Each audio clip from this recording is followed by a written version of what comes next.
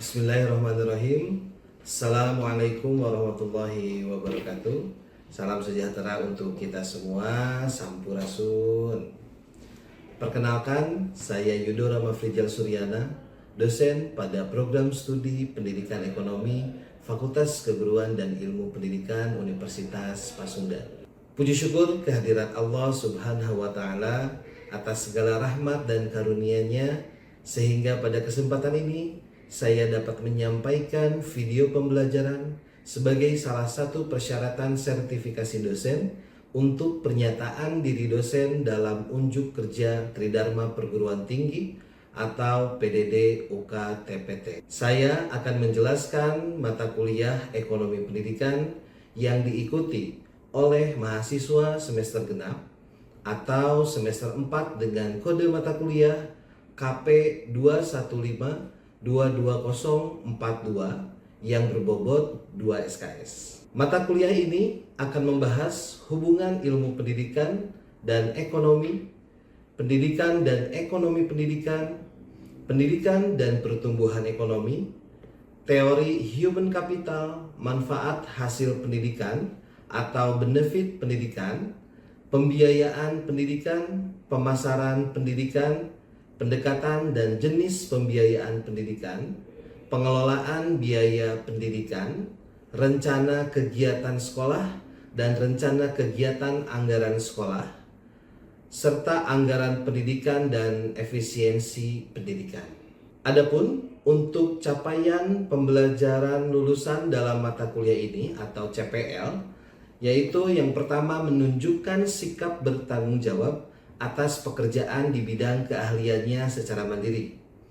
Yang kedua, menguasai teori pedagogi dan didaktik yang relevan guna merancang, mengorganisir, mengelola atau mengarahkan, dan mengevaluasi penyelenggaraan pendidikan dan pembelajaran ekonomi, akuntansi, serta manajemen berbasis TIK. Yang ketiga, mampu menerapkan pemikiran logis, kritis, sistematis dan inovatif dalam konteks pengembangan atau implementasi ilmu pengetahuan dan teknologi yang memperhatikan dan menerapkan nilai humaniora yang sesuai dengan bidang keahliannya.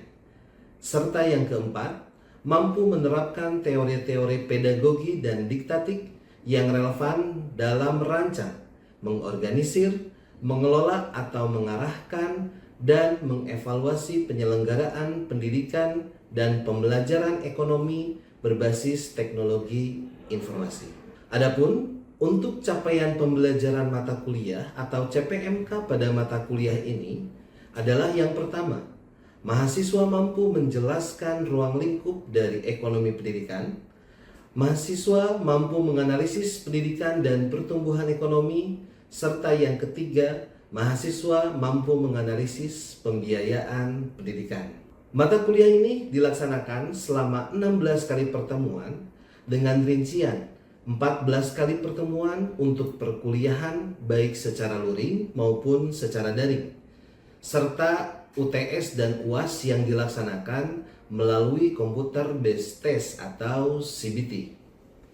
Adapun bentuk pembelajaran yang akan dilaksanakan dalam mata kuliah ini yaitu dengan pendekatan student center learning yang menerapkan model problem based learning dengan metode pembelajaran direct interaction maupun small group discussion menggunakan media pembelajaran yang berbasis ICT. Adapun jika perkuliahan dilaksanakan secara daring, maka bentuk pembelajaran yang digunakan yaitu sinkronus menggunakan Zoom meeting atau asinkronus menggunakan LMS yang telah disediakan. Asesmen yang dilaksanakan dalam mata kuliah ini yaitu asesmen formatif dan asesmen sumatif. Asesmen formatif dilaksanakan dengan pemberian tugas atau LKM, lembar kerja mahasiswa yang harus dikerjakan baik secara individu maupun kelompok, serta peran aktif mahasiswa selama perkuliahan berlangsung.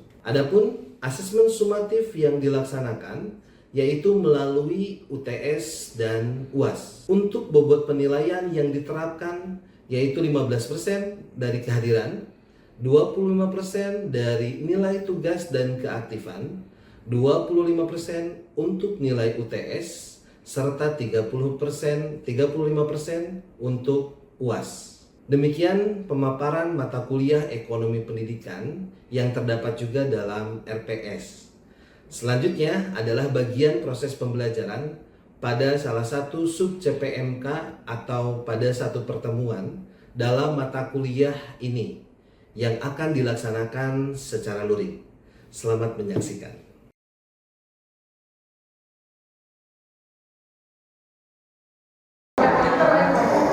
Oke, Assalamualaikum warahmatullahi wabarakatuh. Waalaikumsalam warahmatullahi wabarakatuh. Oke, selamat siang, salam sejahtera bagi kita semua. Sampurasun.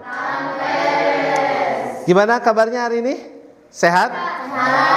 Sehat. Masih semangat kuliahnya? Semangat. Baik, alhamdulillah hari ini kita akan memulai kembali perkuliahan kita dalam mata kuliah Ekonomi Pendidikan, ya. Sebelum kita memulai perkuliahan kita pada hari ini, kita berdoa dulu ya, agar perkuliahan kita pada hari ini diberikan kelancaran. Berdoa menurut agama dan keyakinan masing-masing dipersilahkan. Baik, berdoa dicukupkan. Oke, saya mau cek kehadiran dulu. Siapa yang tidak hadir? Siti. Ada teman kalian? Ada. Siti kenapa? Sakit. Sakit. Ada lagi yang lainnya? Agus kemana Agus? Apa Pak? Oh baik, berarti dua orang ya yang tidak hadir ya. Siti sakit sama Agus apa? Nanti kita akan masukkan nanti di LMS ya untuk kehadirannya. Baik, kira-kira hari ini kita akan menjelaskan materi tentang apa? Ada yang sudah membaca materinya? Kan saya sudah ngirim ini di LMS. Ada yang sudah pernah membaca-baca dulu kira-kira materinya atau bahasanya tentang apa aja? Belum? Oke, baik. Hari ini kita akan membahas materi tentang pendidikan sebagai industri. Kenapa kita bahas ini? Karena ini penting bagi kita sebagai calon-calon pendidik di masa yang akan datang. Di mana tantangan pendidikan saat ini bukan lagi antara satu sekolah dengan sekolah yang lainnya atau sekolah negeri dengan sekolah negeri yang lainnya.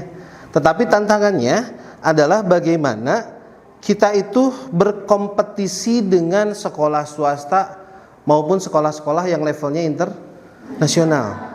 Maka ada anggapan saat ini bahwa pendidikan itu sudah menjadi sebuah industri. Yang namanya industri kan bukan yang dicari bukan hanya sosialnya kan, tetapi di industri itu yang dicari salah satunya adalah keuntungan atau laba. Nah, maka ini penting kita kuasai, penting saudara kuasai agar nanti di masa yang akan datang saudara bisa mempersiapkan bagaimana lembaga pendidikan agar kita itu bisa berkompetisi dengan sekolah-sekolah yang lainnya. Baik. Nah, adapun capaian pembelajaran atau capaian perkuliahan kita pada hari ini, mudah-mudahan setelah nanti kita mempelajari materi, diharapkan para mahasiswa atau kalian itu mampu memahami pendidikan sebagai industri. Oke, saya mau nanya dulu. Kira-kira menurut kalian pendidikan sebagai industri itu apa sih? Ya, silakan Salsa. Pandangan yang menempatkan institusi dan layanan pendidikan sebagai sektor ekonomi yang memproduksi, mendistribusi ataupun mengomersialkan jasa serta keahliannya untuk kebutuhan tenaga kerja dan pasar. Oke, baik, bagus Salsa. Kita kasih aplaus dulu untuk Salsa. Nah, benar apa yang dikatakan tadi oleh Salsa, yang disampaikan oleh Salsa, bahwa pendidikan sebagai industri ini karena eksistensi pendidikan sebagai industri ya yang ditunjukkan adanya perkembangan yang semakin meningkat. Jadi pendidikan saat ini levelnya itu meningkat. Nah, perkembangan tersebut dapat dilihat dari mana? Yaitu dari dimensi kelembagaannya. Ya, lembaga-lembaga pendidikan kita lihat saat ini kan banyak. Ya, di daerah rumah kalian kita lihat ada berapa sekolah kira-kira? Satu kecamatan aja. Ribuan. Satu kecamatan ribuan? Ratusan lebih. Ya. Nah, ada banyak dalam satu kecamatan. Kita lihat di Kota Bandung aja, SMP negeri sudah kalau tidak salah ada 56 SMP negeri, belum yang swasta. Ya. Jadi ada banyak kelembagaannya itu meningkat. Lalu guru juga semakin banyak, semakin dibutuhkan. Ya. Guru itu menjadi produk yang dibutuhkan dalam lembaga pendidikannya. Oke, kita lihat secara pengertiannya. Pengertian pendidikan sebagai industri, bahwa pendidikan sebagai industri adalah pandangan yang melihat pendidikan tidak hanya sebagai proses pembentukan manusia. Jadi kalau kita lihat pengertian pendidikan zaman dulu gitu ya, bahwa pendidikan itu adalah proses pembentukan manusia, bagaimana manusia itu dibentuk, ya. Tetapi saat ini pendidikan itu sebagai sektor ekonomi yang menghasilkan jasa, nilai tambah, dan kontribusi terhadap pertumbuhan ekonomi. Jadi semakin tinggi tingkat pendidikan, pertumbuhan ekonomi pun akan semakin meningkat secara tidak langsung. Nah, dalam perspektif ini, dalam bahasan perspektif ini, lembaga pendidikan itu yang pertama menghasilkan produk jasa pendidikan. Apa produk jasa pendidikan? Ya, kompetensi keahlian, yaitu kaitannya dengan apa? Lulusan, ya, lulusannya. Jadi lulusannya harus bisa memiliki nilai tambah, ya. Lalu yang kedua, memiliki manajemen pemasaran dan strategi bisnis. Mau tidak mau di era saat ini, pendidikan itu harus betul-betul memiliki manajemen yang baik. Universitas-universitas negeri itu hampir sama kayak universitas swasta. Mereka melakukan pemasaran, ya, mereka melakukan promosi gitu untuk menggait calon mahasiswanya, ya. Karena apa? Karena perubahan pendidikan yang begitu luar biasa, ya. Karena kaitannya tadi dengan industri gitu, bahwa pendidikan saat ini menjadi sebuah industri. Lalu strategi bisnis, bagaimana dalam menjalankan strateginya. Lalu berkompetisi dalam kualitas dan inovasi. Lembaga pendidikan saat ini harus memiliki kompetensi, harus siap untuk berkompetisi dengan yang lainnya. Nah, namun pendidikan tetap memiliki nilai moral. Walaupun pendidikan saat ini sudah terlihat seperti sebuah industri, ya, masing-masing saling berkompetisi, baik negeri ataupun swasta, tetapi ingat, ya, bahwa pendidikan itu tetap harus mementingkan aspek-aspek sosial dan moralnya. Ya, nggak boleh pendidikan hanya fokus untuk meningkatkan bagaimana mencari keuntungan, tetapi tetap selain keuntungan harus mampu bagaimana pendidikannya itu tetap mempertahankan mutu atau bahkan meningkatkan mutu dari lulusannya, mutu pembelajarannya, sarana prasarananya, dan lain sebagainya. Ya, jadi bukan hanya sebatas mencari keuntungan gitu. Ya, salah kalau misalkan beranggapan karena menganggap pendidikan sudah menjadi industri ini, bahwa kita harus mencari keuntungan sebesar-besarnya, sebanyak-banyaknya dari lembaga pendidikan, tanpa melihat bagaimana kualitas, mutunya, hasilnya. Itu salah. Ya, karena esensinya pendidikan itu harus betul-betul memiliki nilai sosial dan nilai moral dalam pelaksanaannya. Nah, selanjutnya saya ada tayangan video, ya. Saya harapkan nanti kalian silakan lihat videonya, karena akan ada studi kasus yang akan kita pecahkan dari tayangan video ini. Tadi saya bahas tentang bagaimana konsep dari pendidikan sebagai sebuah industrinya. Nah, kita lihat sekarang fenomenanya, ya, melalui video yang akan saya tampilkan. Kita lihat bersama-sama, ya. Di saat sejumlah sekolah menggelar masa pengenalan lingkungan sekolah. Oke, baik. Dari video ini kira-kira ada yang bisa kalian simpulkan?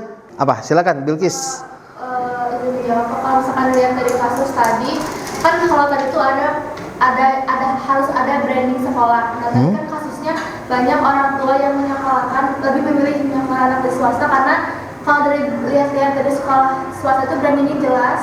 Terus kayak dari prasarana pembelajaran, kalau misalkan sekolah negeri itu kurang brandingnya gitu, jadi banyak yang minatnya ke swasta gitu.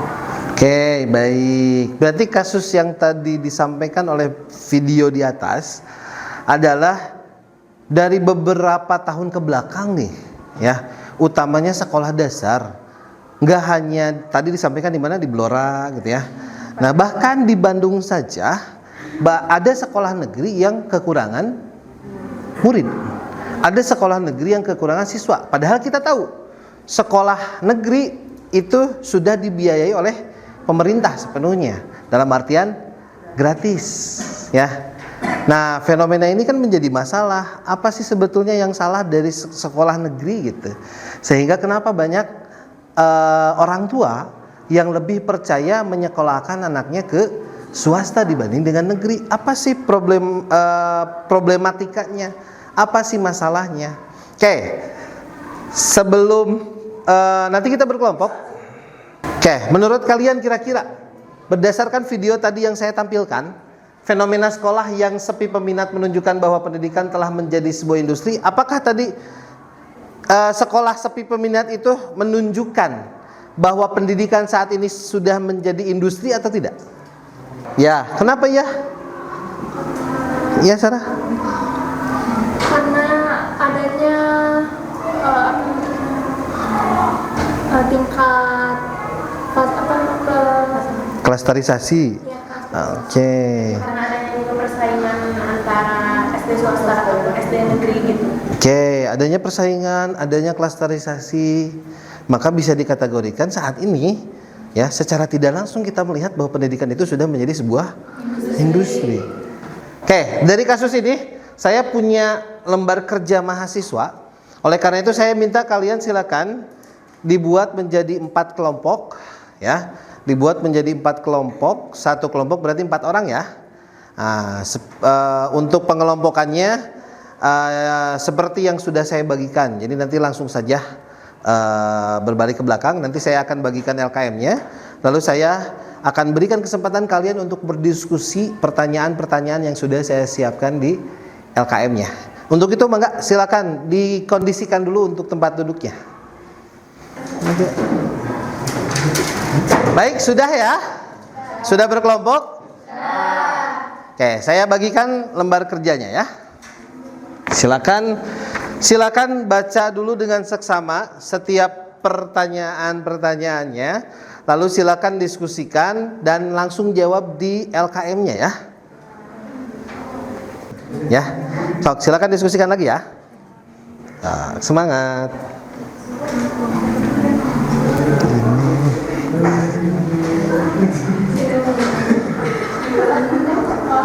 Gimana?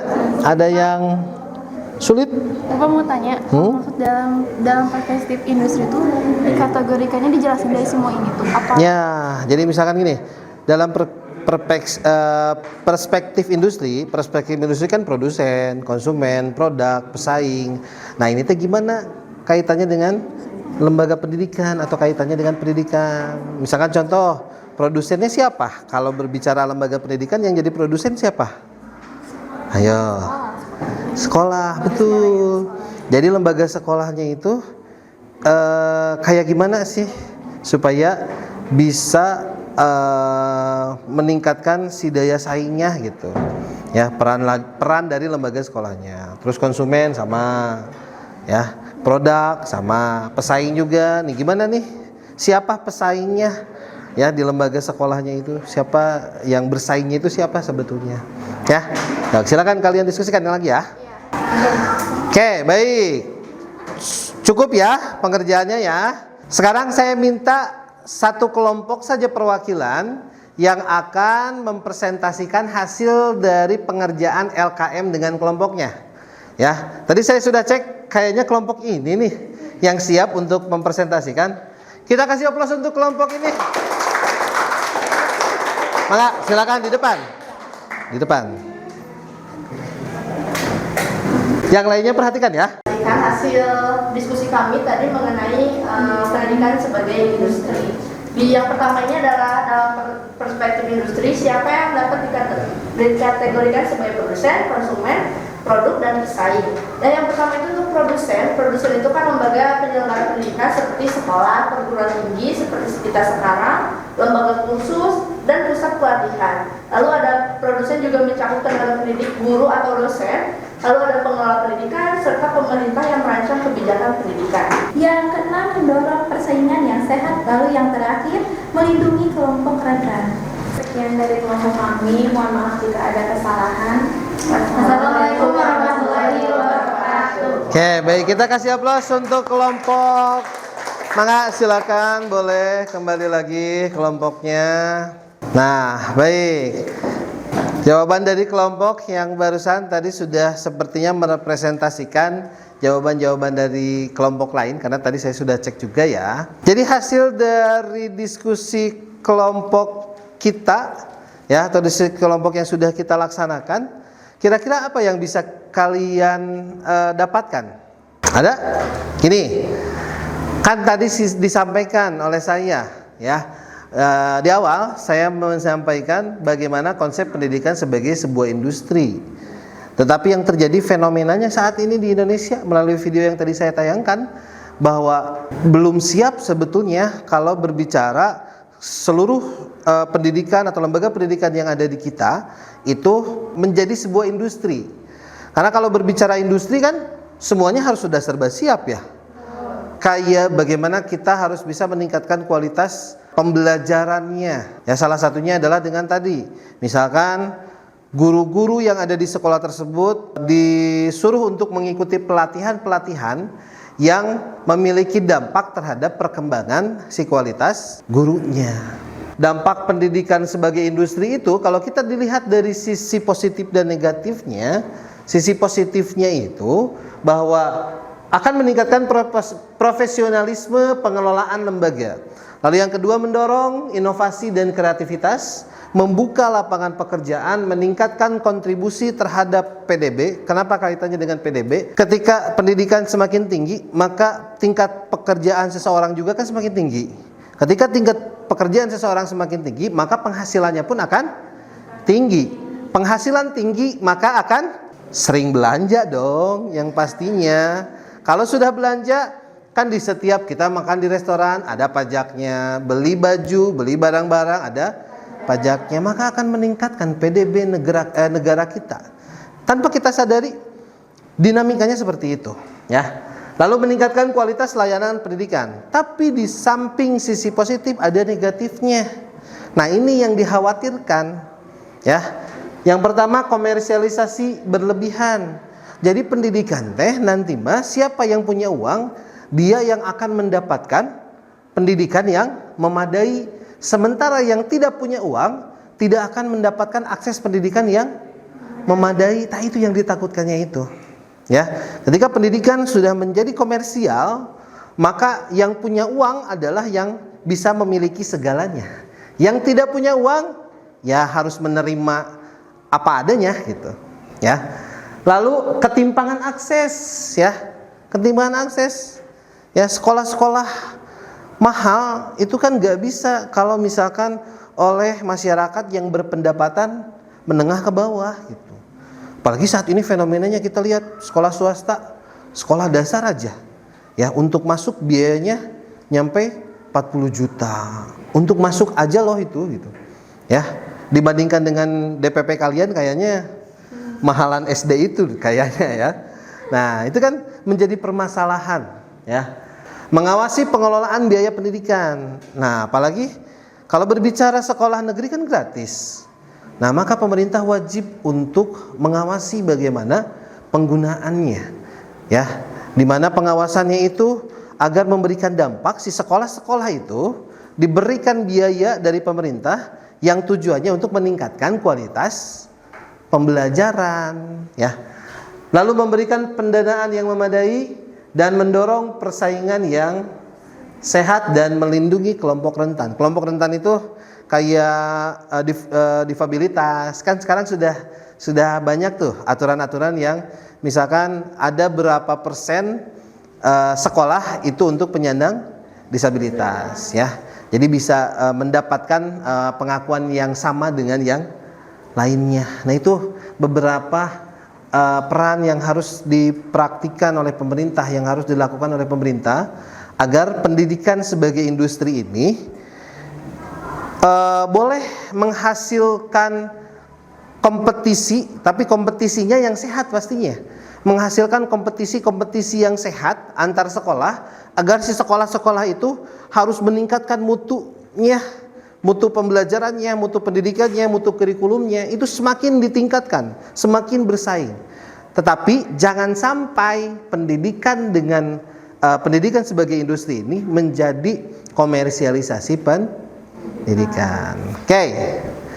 Dari apa yang sudah kita jelaskan, apa yang sudah kalian diskusikan, ada yang mau menyimpulkan? Silakan, Kalista. Boleh? Kesimpulannya apa kira-kira menurut Kalista? Ya, kalau kesimpulan menurut aku di sini sebagai pendidikan sebagai industri itu memang belum merata di Indonesia karena banyaknya kesimpangan gitu antara sekolah negeri dan swasta tuh benar-benar jomplang gitu ya kalau kita lihat secara langsung gitu. Mungkin untuk kesimpulannya, kalau sekolah negeri mau bersaing dengan sekolah swasta di pendidikan sebagai industri di zaman sekarang ini, berarti sekolah negeri itu harus siap dengan segalanya seperti yang tadi sudah disampaikan juga bahwa pemerintah juga harus ikut serta karena harus menetapkan banyaknya regulasi melindungi hak atas pendidikan, lalu pemerataan akses itu yang paling penting. Mungkin cukup sekian. Oke, baik, kita kasih tepuk tangan untuk Kalista yang sudah menyimpulkan. Jadi intinya apa yang kita bahas kali ini tentang pendidikan sebagai sebuah industri adalah tantangan sebetulnya bagi pendidikan di negara kita, ya, di mana sebetulnya sudah terlihat bahwa pendidikan itu sudah seperti industri, ya. Tapi yang diharapkan dampak positif dari pendidikan sebagai industrinya, yaitu masing-masing lembaga pendidikan itu harus berkompetisi untuk meningkatkan daya saingnya mereka, ya. Dan yang pasti tadi yang tidak diharapkan adalah ketika pendidikan sudah menjadi komersil, ya, barang komersil atau barang dagangan, itu akan membuat pendidikan sudah tidak memikirkan tentang bagaimana hasil pendidikannya yang mampu menciptakan lulusan memiliki karakter, memiliki sikap yang baik, sosial yang baik, bukan itu lagi nanti yang dilihatnya, ya. Tetapi bagaimana yang punya uang, maka yang akan mendapatkan akses terhadap pendidikan secara baik gitu. Sementara orang yang tidak punya uang atau masyarakat yang tidak punya uang, mereka tidak akan mendapatkan akses pendidikan yang lebih baik gitu, ya. Nah, itu yang bisa kita simpulkan dari pertemuan kita pada hari ini. Gimana nih dari pembelajaran kita hari ini? Menyenangkan tidak? Menyenangkan. Oke, berarti nanti kita minggu depan akan bertemu kembali dengan berdiskusi lagi ya. Karena di mata kuliah ini kita itu akan lebih banyak berdiskusi, ya. Kalian akan lebih banyak berdiskusi karena kita akan bahas isu-isu atau topik-topik yang memang sedang hangat, yang kaitannya antara ekonomi dengan pendidikan. Oke. Sebelum saya akhiri, saya mau menitipkan sesuatu kepada kalian. Apa yang saya titipkan ada di LMS-nya, ada di Edling. Ya, yaitu silakan kalian nanti setelah ini lihat di LMS-nya, lihat di Edling-nya, ada tugas dan kuis yang harus saudara kerjakan untuk bisa melihat apakah saudara betul-betul sudah memahami tentang materi yang sudah kita sampaikan pada hari ini, yaitu tentang pendidikan sebagai sebuah industri. Jangan lupa ya, kerjakan tugasnya dengan baik. Tugasnya sifatnya ini mandiri ya, bukan kelompok ya. Jadi mangga silakan dikerjakan dengan baik untuk tugasnya. Oke, ada pertanyaan sampai sini?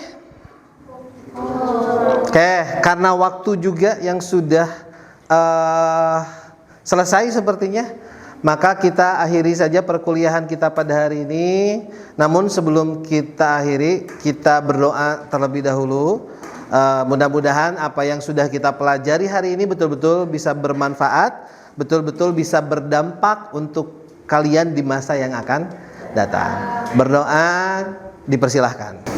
Baik, berdoa dicukupkan. Sampai bertemu di pertemuan selanjutnya dalam mata kuliah Ekonomi Pendidikan. Terima kasih. Assalamualaikum warahmatullahi wabarakatuh. Waalaikumsalam.